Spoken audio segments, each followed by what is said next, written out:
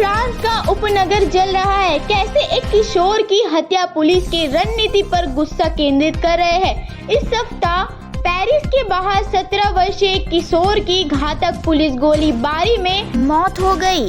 फ्रांसीय उपनगर में बड़े पैमाने पर अव्यवस्था पैदा कर रही है। आप देख रहे हैं द लोकल जर्नलिस्ट, मैं आपके साथ नौशबा खान। आइए देखते हैं क्या है पूरा मामला। प्रत्यक्षदर्शियों ने कारों, कचेरी और इमारतों को जला डाला। इस हत्या ने ये सवाल भी उठाया है कि क्या फ्रांस 2005 में कई हफ्तों तक चले शहरी दंगों के बाद आगे बढ़ने में विफल रहा है।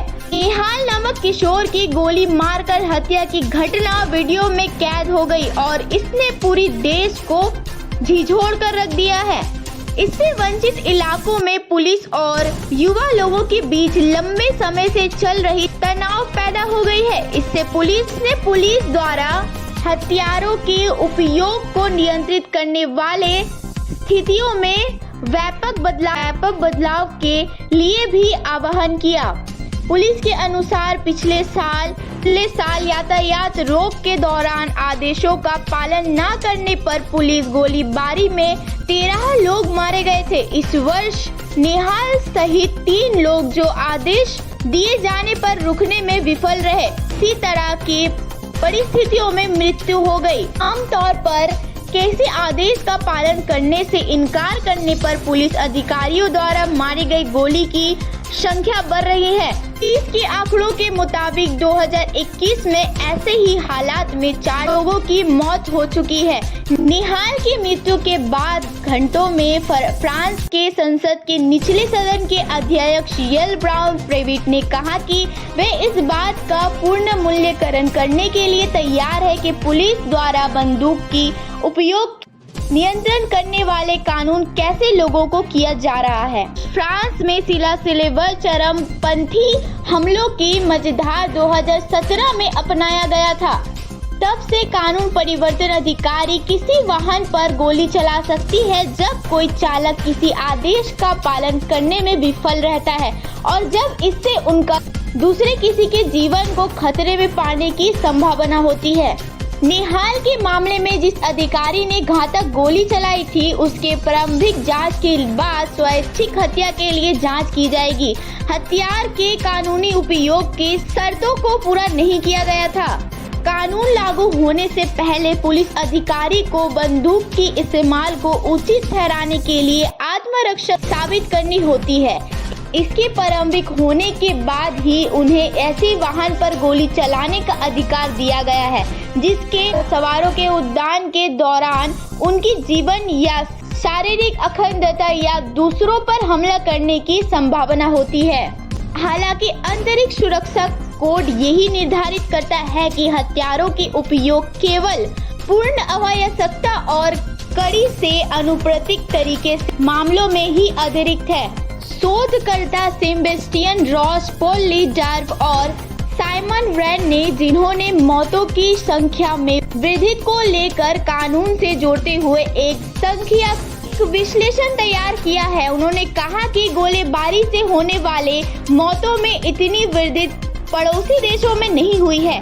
उन्होंने पुलिस अधिकारियों के लिए उचित परीक्षण की कमी पर भी सवाल उठाया है। ने ले नोवेल ऑफ मीडिया को बताया कि 2017 में कानून में इस बदलाव और घातक पुलिस गोलीबारी में वृद्धि के बीच एक बहुत स्पष्ट संबंध है। औसतन 25% अधिक गोलीबारी होती है और 5 गुना अधिक घातक गोलीबारी होती है। 2017 के बाद से पुलिस गोलीबारी में वृद्धि के दिशा में पुलिस प्रथाओं में स्पष्ट बदलाव आया है। अभियोजक ने एक पुलिस अधिकारी द्वारा 17 वर्ष निहाल एम की घातक गोली मारने से पहले जो कुछ हुआ उससे जोड़ना शुरू कर दिया है। आपको बता दूं कि अधिकारी पर हत्या का आरोप लग गया है और वह अभी हिरासत में है।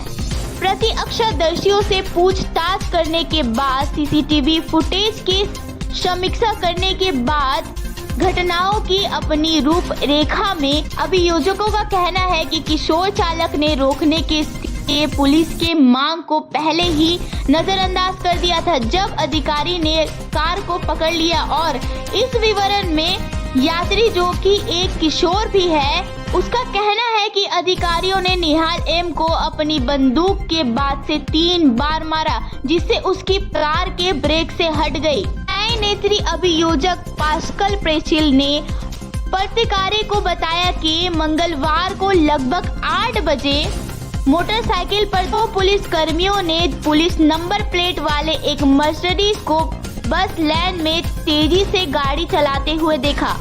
अपनी सायरन को चालू करते हुए अधिकारियों ने कार को ट्रैफिक लाइन पर पकड़ लिया। 3 युवक थे अंदर। अधिकारियों ने ड्राइवर को रुकने के लिए कहा, लेकिन वह लाल बत्ती को नजरअंदाज करते हुए आगे बढ़ गया। अधिकारियों ने पीछा किया और रेडियो द्वारा अपनी इकाई को सूचित किया। 8:16 मर्सिडीज भरी ट्रैफिक लाइन में रुकी। दोनों अधिकारी अपनी मोटरसाइकिल से उतरे, अपने हथियार निकाले और कार के पास पहुंचे। बाद में उन्होंने अभियोजक को बताया कि उन्होंने उसे फिर से गाड़ी चलाने से रोकने के लिए ड्राइवर पर अपनी बंदूक तान दी। उन्होंने ड्राइवर से गाड़ी रोकने को कहा, लेकिन कार आगे बढ़ गई। एक अधिकारी ने गोली चला दी, जिससे युवक की सीने में गंभीर चोट लगी। कार के सड़क किनारे लगे बैरियर से टकराने के बाद यात्रियों में से एक को गिरफ्तार कर लिया गया और दूसरा पैदल ही भाग गया। यात्री का कहना है कि तीनों दोस्तों नैनंत्री के आसपास गाड़ी चला रहे थे जब कार बस लैंड पर भटक गई और मोटरसाइकिल पर 2 पुलिसकर्मी ने उनका पीछा किया। निहाल की कार रोकने के बाद अपनी वीडियो में और ली पेरिशियन अखबार के साथ एक शख्स कार में कहा, अधिकारियों में से एक ने किशोर चालक को बंदूक से मार डाला। आरोप है कि पहले अधिकारी के दोबारा मारने से पहले दूसरी पुलिसकर्मी ने भी निहाल को मारा। उन्होंने ली पेरिशियन को बताया कि मारपीट से निहाल एम थोड़ा स्तब्ध हो गया था। इस विवरण के अनुसार तीसरी झटक के कारण निहाल का पैर ब्रेक से हट गया और वह आगे बढ़ गया। यात्री ने कहा, अधिकारी द्वारा गोली चलाई गई। उसके बाद निहाल एम आगे की ओर झुक गया और उसका पैर एक्सेलेरेटर पर दब गया। यात्री ने कहा कि जब कार रुकी तो उसे भागने का फैसला किया, क्योंकि उसे डर थी कि उसे भी गोली मार दी जाएगी। लेकिन पारिवारिक वकील जेनिफर कैम्पबेल ने कहा कि लेकिन निहाल को कभी दोषी नहीं ठहराया गया था और उसकी कोई आपराधिक रिकॉर्ड भी नहीं थी। उन्होंने फ्रांस टीवी को बताया कि पुलिस को ज्ञात होना एक आपराधिक रिकॉर्ड के समान नहीं है, क्योंकि उसकी पुलिस फाइल में सूचीबद्ध किसी भी चीज के लिए उस पर कभी नहीं चला गया था।